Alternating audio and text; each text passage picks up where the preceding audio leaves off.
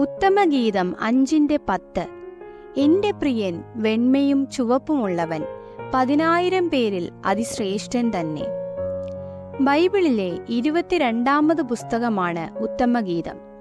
8 അധ്യായങ്ങളും 117 വാക്യങ്ങളും അടങ്ങിയിരിക്കുന്ന ഈ പുസ്തകം രചിച്ചത് ഇസ്രായേൽ രാജാവായ ദാവീദിന്റെ മകനായ ശലോമോനാണ്. ശലോമോൻ രാജാവ് നായകനായും ശൂലേംകാരത്തി ഇടയ ബാലിക നായികയായും ഇതിൽ കാണപ്പെടുന്നു. ക്രിസ്തീയ സഭയെ യേശുക്രിസ്തുവിന്റെ കാന്തയായി വിഭാവനം ചെയ്യുന്ന ഒരു ഗ്രന്ഥമാണിത്. രക്ഷിക്കപ്പെട്ട് യേശുവിനോട് ചേരുവാൻ സ്നാനമേറ്റ് ദൈവവചന അടിസ്ഥാനത്തിൽ വിശുദ്ധ ജീവിതം നയിക്കുന്ന വ്യക്തികൾ ഉൾക്കൊള്ളുന്ന സഭ കാന്തയായും യേശു ആ കാന്തയെ വേളി കഴിക്കാൻ നിശ്ചയിക്കപ്പെട്ട മണവാളനായും കാണപ്പെടുന്നു. യേശുക്രിസ്തുവിനെ ആത്മമണവാളനായി